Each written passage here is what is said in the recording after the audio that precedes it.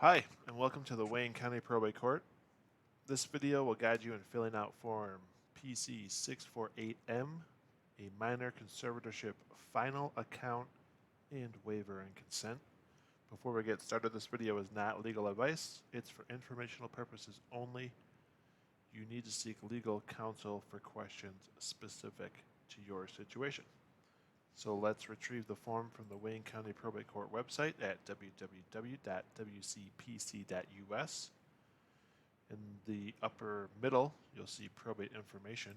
Click on that link. On the left, you'll see how to close a Wayne County probate case. This relates to conservatorships for minors. So we'll click on that link. And you'll see a lot of great information about closing this type of case. We're interested in PC 648M, so click on that link, and when you do, the form comes up and you can begin to fill it out right on your computer. In the upper left, you'll put the County of Wayne. On the right, you'll put the case number and the judge. This can be found on your court documents relating to the case or on the court's website. There's a link called Case Access in the upper right. You can get the case number and judge there. You'll put the court address and telephone number, which is also on the Wayne County Probate Court website. In the matter of, this is the minor over whom the conservatorship exists. Then in the final account, you're going to put I, number 1, I, type your name. I'm the conservator of the estate of the minor named above here. The following is my final account from. You'll put the dates that the period of the accounting exists, or that this accounting represents. Then over on the left, you'll see on income, balance on hand from last account, or value of inventory if this is the first accounting. So you're going to look back at the previous account or at the inventory, and you type that amount here. Then interest earned, other income, you can type in the type of income and the amount, total receipts that were received, subtract disbursements, balance of remaining assets goes here. Then disbursements over here. On the right, you'll type in the type of disbursements, which are essentially anything that left the estate. You're going to type in the type and the amount.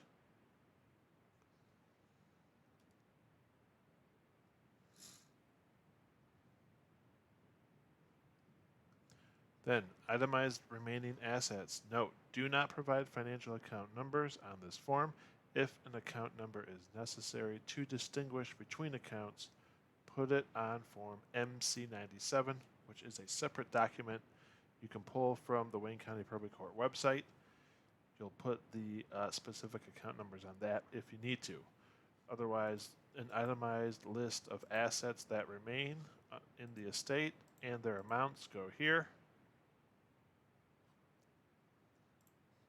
If this applies, you'll check box 2. The protected individual is now 18 years of age.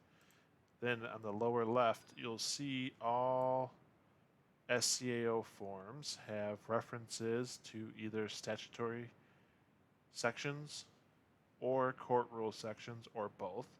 MCL are statutory references. You're going to want to do an internet search for the statute section. Make sure when you do your search that the link you are clicking on is from the legislature.mi.gov. Once you confirm that, click on the link and the relevant law is there for you to read. Same thing with the Michigan court rules, which are MCR. You'll need to do an internet search for those. And you are going to look for the link from the courts.michigan.gov website. It's not always the first link, so make sure that you look for the courts.michigan.gov link. Click on that. It brings you right to the relevant chapter It's a digital copy of the court rules. You'll see it's updated May 10, 2023. And then you simply go to the specific section for 5.409. So 5.409. And you want to read that. Okay, after you've read the relevant statutory references and court rules sections, you can move on to page 2. Your request. Number 3. I request that this final account and all accounts previously filed by me but not yet allowed be approved and allowed, and that the remainder of the assets be ordered turned over to the protected individual, and that the conservatorship be terminated. The protected individual is the minor over whom the conservatorship exists. Also the person named above here.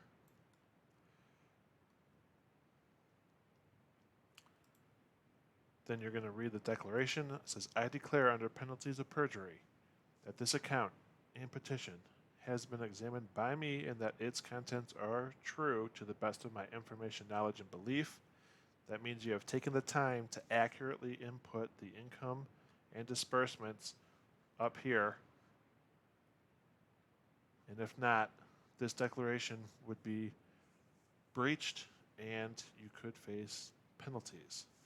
But once you've done it correctly, date, sign, address, city, state, and zip, telephone number, if an attorney is involved, they will sign and put their information here. If not, just leave that blank. Then you'll see a notice to protected individual. This is the person over whom the conservatorship exists. The above itemization is a final account of your property that was managed by the petitioner while you were a minor. It shows both income and disbursements made by the petitioner.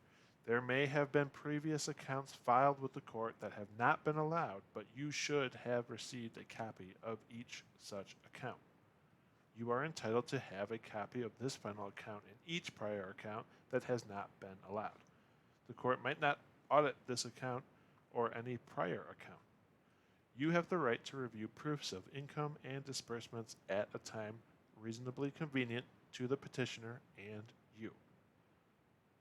You may object to all or part of this or any other account not yet allowed by filing an objection with the court. If you want to object, do not sign the waiver and consent below. If you file an objection and it cannot be resolved with the petitioner, the court will hold a hearing to determine the objection. I am interested, then there's a waiver and consent. I am interested in this estate as the protected individual. So this is the person over whom a conservatorship exists. It's this person up here. I have received a copy of the final account of the conservator and any previous accounts filed and not yet allowed. I waive notice of the hearing and consent to allowance of the accounts. If that's true, date, sign, type your name, address, city, state, and zip. That is how you fill out Form PC 648M. We put this together at the Wayne County Probate Court because we care. Have a great day.